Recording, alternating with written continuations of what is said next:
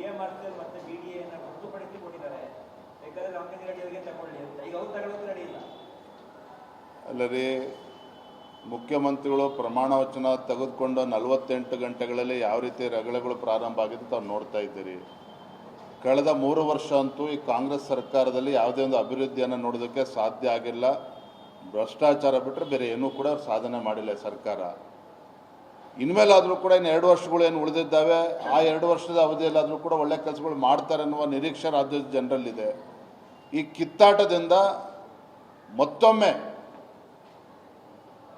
ಅಭಿವೃದ್ಧಿ ಆಗ್ತದೆ ಮುಂದೆ ರಾಜ್ಯದಲ್ಲಿ ಅನ್ನೋದು ಕೂಡ ಹುಸಿ ಆಗ್ತಾ ಇದೆ. ಹೀಗಾಗಿ ನಾನು ಒಂದೇ ಮಾತಲ್ಲಿ ಹೇಳೋದಾದರೆ, ಮುಖ್ಯಮಂತ್ರಿಗಳು ಏನೇ ಬದಲಾವಣೆ ಆಗಿದ್ರೂ ಸಹ ರಾಜ್ಯದ ಮುಖ್ಯಮಂತ್ರಿಗಳಿಂದ ಈ ಕಾಂಗ್ರೆಸ್ ಸರ್ಕಾರದಲ್ಲಿ ಯಾವುದೇ ಅಭಿವೃದ್ಧಿಯನ್ನು ನೀವು ನಿರೀಕ್ಷೆ ಮಾಡೋದಕ್ಕೆ ಸಾಧ್ಯ ಇಲ್ಲ. ಈಗಾಗಲೇ ಸಾಲದ ಹೊರೆ ರಾಜ್ಯದ ಎಲ್ಲಿಗೆ ಬಂದು ಮುಟ್ತಾ ಇದೆ, 10 ಲಕ್ಷ ಕೋಟಿ ರೂಪಾಯಿಗಳಿಗೆ ಇವತ್ತು ಸಾಲದ ಹೊರೆ ಬಂದು ನಿಂತಿರುವಂಥದ್ದು. ಹಾಗಾಗಿ ಈ ಕಾಂಗ್ರೆಸ್ ಸರ್ಕಾರದಿಂದ ಯಾವುದೇ ಅಭಿವೃದ್ಧಿ ನಿರೀಕ್ಷೆ ಮಾಡೋದಕ್ಕೆ ಸಾಧ್ಯ ಇಲ್ಲ. ಅದ್ರ ಜೊತೆಯಲ್ಲಿ ಇವತ್ತೇನು ಕಿತ್ತಾಟ ಪ್ರಾರಂಭ ಆಗಿದೆ, ನಮ್ಗೆ ಆ ಪೋರ್ಟ್ಫೋಲಿಯೋ ಬೇಕು, ನಮ್ಗೆ ಈ ಪೋರ್ಟ್ಫೋಲಿಯೋ ಬೇಕು, ಇನ್ನೂ ಉಸ್ತುವಾರಿ ಸಚಿವರು ಕೊಟ್ಟಿಲ್ಲ, ಯಾವ ಜಿಲ್ಲೆಗೆ ಕೊಡಬೇಕು ಅಂತ ಅದು ತೀರ್ಮಾನ ಆಗಿಲ್ಲ. ಕ್ಯಾಬಿನೆಟ್ ಎಕ್ಸ್ಪಾನ್ಷನ್ನು ಕೂಡ ಇನ್ನೂ ಕಂಪ್ಲೀಟ್ ಆಗಿಲ್ಲ. ನೆನ್ನೆ ಸತೀಶ್ ಜಾರಕಿಹೊಳಿ ಅವರು ಹೇಳಿದ್ರೆ 1 ತಿಂಗಳೊಳಗೆ ಕ್ಯಾಬಿನೆಟ್ ಎಕ್ಸ್ಪಾನ್ಷನ್ ಮಾಡಬೇಕು ಅಂತೇಳಿ. ಬಹುಶಃ ಇವತ್ತಿನ ಪರಿಸ್ಥಿತಿಗಳು ನೋಡ್ತಾ ಇದ್ದರೆ ಇನ್ನು ಕ್ಯಾಬಿನೆಟ್ ಎಕ್ಸ್ಪಾನ್ಷನ್ ಯಾವ ಮಾಡ್ತಾರೋ ಗೊತ್ತಿಲ್ಲ. ಹಾಗಾಗಿ ಮಾನ್ಯ ಮುಖ್ಯಮಂತ್ರಿಗಳು ಮುಂದೆ ಇರ್ತಕ್ಕಂಥ ದೊಡ್ಡ ಸವಾಲು ಅಂತ ಹೇಳಿದ್ರೆ, ಯಾರಿಗೆ ಯಾವ ಪೋರ್ಟ್ಫೋಲಿಯೋ ಕೊಟ್ಟರೆ ಅವ್ರಿಗೆ ತೃಪ್ತಿ ಆಗ್ತದೆ, ಯಾರಿಗೆ ಯಾವ ಜಿಲ್ಲೆಯನ್ನು ಕೊಟ್ಟರೆ ಉಸ್ತುವಾರಿ ಕೊಟ್ಟರೆ ಅವ್ರಿಗೆ ತೃಪ್ತಿ ಆಗ್ತದೆ. ಇನ್ನೂ ಕೂಡ 20 ಕ್ಯಾಬಿನೆಟ್ ಇನ್ನೂ ಕೂಡ ಭರ್ತಿ ಮಾಡೋವಂಥದ್ದು ಇನ್ನೂ ಕೂಡ ಬಾಕಿ ಇದೆ. ಹಾಗಾಗಿ ಇವರೆಲ್ಲರನ್ನೂ ಕೂಡ ಬ್ಯಾಲೆನ್ಸ್ ಮಾಡಿದ್ರಲ್ಲೇ ಮುಂದಿನ 2 ವರ್ಷ ಕಳೆದೋಗ್ತದೆ, ಅಷ್ಟು ಮಾತ್ರ ಸತ್ಯ. Thank you. ಈಗ ಬೆಂಗಳೂರು ಉಸ್ತುವಾರಿ ಬೇಡುವಂಥದ್ದು ಡಿಎಂಆರ್ಸಿಎಲ್ ಮತ್ತೆ ಬಿಡಿಎನ ಹೊರತುಪಡಿಸಿ ಕೊಟ್ಟಿದ್ದಾರೆ. ಬೇಕಾದ್ರೆ ರಾಮಚಂದ್ರ ರೆಡ್ಡಿ ಅವರಿಗೆ ತಗೊಳ್ಳಿ ಅಂತ. ಈಗ ಅವ್ರು ತಗೊಳ್ಳೋದು ರೆಡಿ ಇಲ್ಲ. ಅಲ್ಲದೆ ಮುಖ್ಯಮಂತ್ರಿಗಳು ಪ್ರಮಾಣ ವಚನ ತೆಗೆದುಕೊಂಡು 48 ಗಂಟೆಗಳಲ್ಲಿ ಯಾವ ರೀತಿ ರಗಳೆಗಳು ಪ್ರಾರಂಭ ಆಗಿದೆ ತಾವು ನೋಡ್ತಾ ಇದ್ದೀರಿ. ಕಳೆದ 3 ವರ್ಷ ಅಂತೂ ಈ ಕಾಂಗ್ರೆಸ್ ಸರ್ಕಾರದಲ್ಲಿ ಯಾವುದೇ ಒಂದು ಅಭಿವೃದ್ಧಿಯನ್ನು ನೋಡೋದಕ್ಕೆ ಸಾಧ್ಯ ಆಗಿಲ್ಲ. ಭ್ರಷ್ಟಾಚಾರ ಬಿಟ್ಟರೆ ಬೇರೆ ಏನೂ ಕೂಡ ಅವ್ರು ಸಾಧನೆ ಮಾಡಿಲ್ಲ ಸರ್ಕಾರ. ಇನ್ಮೇಲಾದರೂ ಕೂಡ ಇನ್ನು 2 ವರ್ಷಗಳು ಏನು ಉಳಿದಿದ್ದಾವೆ, ಆ 2 ವರ್ಷದ ಅವಧಿಯಲ್ಲಾದರೂ ಕೂಡ ಒಳ್ಳೆ ಕೆಲಸಗಳು ಮಾಡ್ತಾರೆ ಅನ್ನುವ ನಿರೀಕ್ಷೆ ರಾಜ್ಯದ ಜನರಲ್ಲಿದೆ.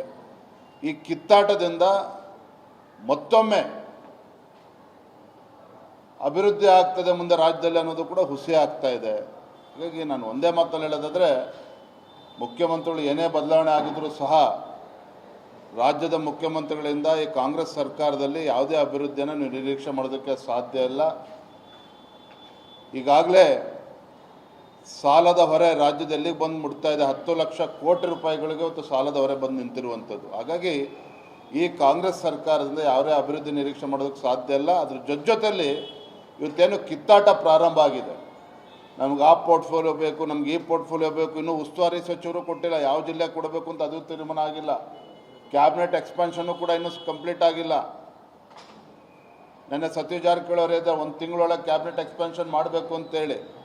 ಬಹುಶಃ ಇವತ್ತಿನ ಪರಿಸ್ಥಿತಿಗಳು ನೋಡ್ತಾ ಇದ್ದರೆ ಇನ್ನು ಕ್ಯಾಬಿನೆಟ್ ಎಕ್ಸ್ಪಾನ್ಷನ್ ಯಾವ ಮಾಡ್ತಾರೋ ಗೊತ್ತಿಲ್ಲ.